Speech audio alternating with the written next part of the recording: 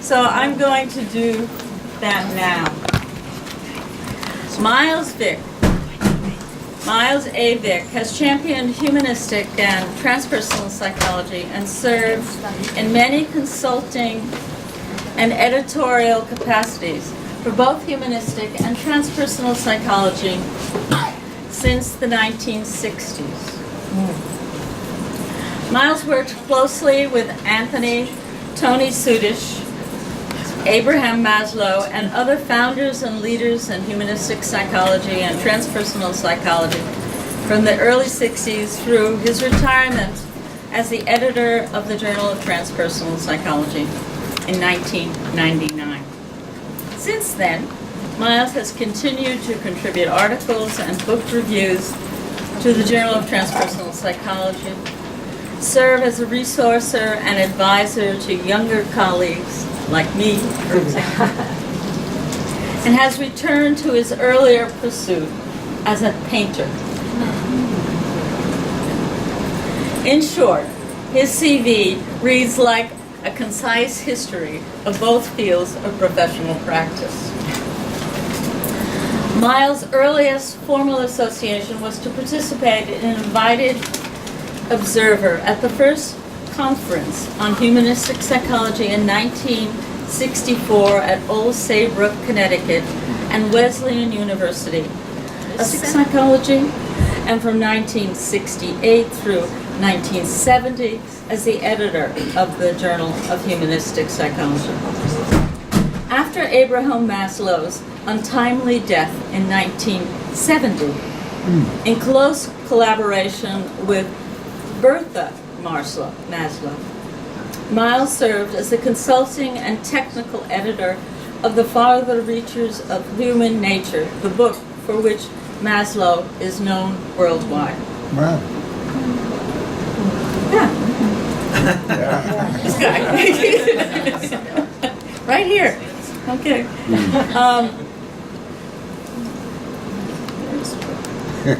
Shortly thereafter, he began active work with Tony Sudish as a staff consultant, Journal of Transpersonal Psychology. In 1975, Tony Sudish handed over editorial leadership of the Journal of Transpersonal Psychology to Miles, who continued in that capacity for 24 years. Wow. Whoa!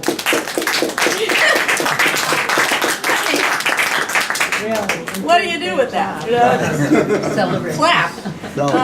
Since retiring, he has archived many humanistic era documents at the University of California, Davidson Library, Santa Barbara, and many transpersonal documents at the Institute of Transpersonal Psychology, now Sophia University Library, Palo Alto, California.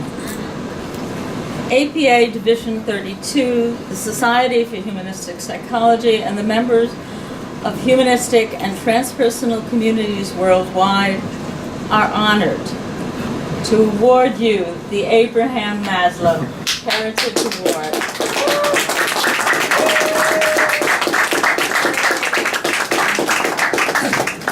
And Okay. Rosemary and I are the two most recent recipients of this award, so it's our pleasure to both together hand it to you, Miles. Thank you very And much. thanks for a lifetime of contributions. Thank you so much. So, whatever you'd like to say is just fine. Speech. This is marvelous. I have some prepared remarks that are very brief, and it's partly to tell you a little bit about the history and how the whole picture developed. Later on, Steve and I are going to apparently have a discussion, and he has questions that I think will elicit more detail. So, with the forbearance of Rosemary, who did such a wonderful job to get me here, I want to thank you. It's a pleasure and a great honor for me to accept the Division 32 Abraham Maslow Award. I especially want to thank Rosemary, who made the nomination. And as a recipient, this was so easy for me because she told me what to do. And I also want to thank the awards committee and the officers of the division for making it possible to have this presentation here in San Francisco so that I could attend. It was actually moved to here so that this could be done. Thank you, guys. As just been outlined by Rosemary, it was my great privilege to participate in the beginnings of humanistic psychology movement and the founding and development of transpersonal psychology. Those two movements began and developed as independent organizations. They were not associated with the APA. Thus, when Division 32 was launched in the 1970s, it was gratifying to see the humanistic field officially recognized by the profession. The two independent organizations and movements are continued to develop and supporting the participation of professionals, researchers, academics, and general members from various fields and interests. So in other words, our scope was wider intentionally than the psychological professions. All of these organizations and their publications continue today. In some cases, this is more than 58 years. To the degree I was active in these developments, I did assist, as the award states, in a lasting contribution to the exploration of the farther reaches of the human spirit. But the farther reaches term is directly from Abe Maslow, who he was, along with the remarkable Anthony Sudich, founded these fields. Just as an aside here, I published a fair number of articles over the years from the 60s until actually another one coming out soon about this history and these people. So if you dip into those journals under my name, Anthony Sudich, you will see pieces of the history and you put it together and you get the picture. I worked with Abe from 1963 until his passing in 1970. And was consulting editor, as Rosemary noted, for the Farther Reaches of Human Nature. And that was a pleasure to work with Bertha. She, after the trauma of his passing, that woman just took a hold, and that's how we got that book. In preparing for this occasion, I initially thought to relate a more detailed account of the origin stories, the origin situation. We may get into that a little later. However, much of that is available in published journal and book literature of the 1960s and beyond. But I also thought to offer from Abe's writings some of the work, his work, that would be especially relevant in today's tumultuous world. So I found 3 examples, and there are many. His research clarified the dynamics of dominance and sexual behavior in both males and females. This is a major issue today. Is this Abraham Maslow you're talking This about? is Maslow, yeah. Early animal studies, and then went on to the parallels for human. He made repeated calls for urgent action to make the good person in the good society, because he recognized that there is a human capacity for evil arising from bad conditions, which could lead to evil uses of technology. This is another contemporary issue.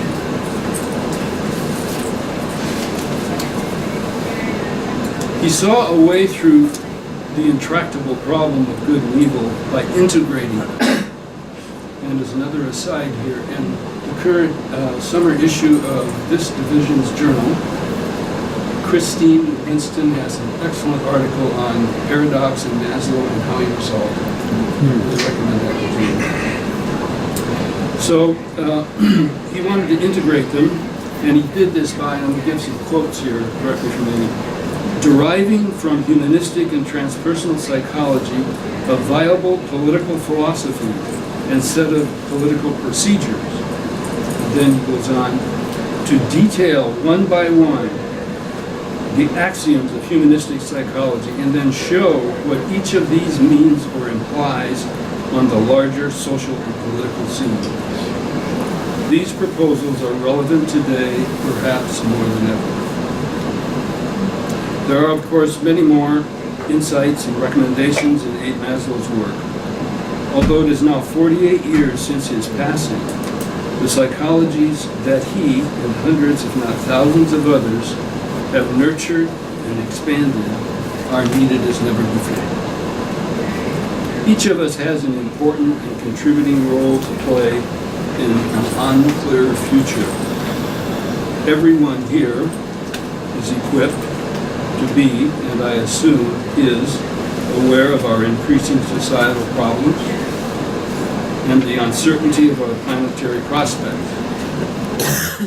Facing this is the first step toward dealing with these challenges. Personally, I find support and encouragement in these uncertain times by relying on both the knowledge and the inspiring philosophies inherent in the humanistic and transpersonal orientations. This award has over the years recognized many contributors to our fields. It also honors the contribution of Abe Maslow and his enduring gift to all of us and to many who are yet to benefit from his faith in our humanity.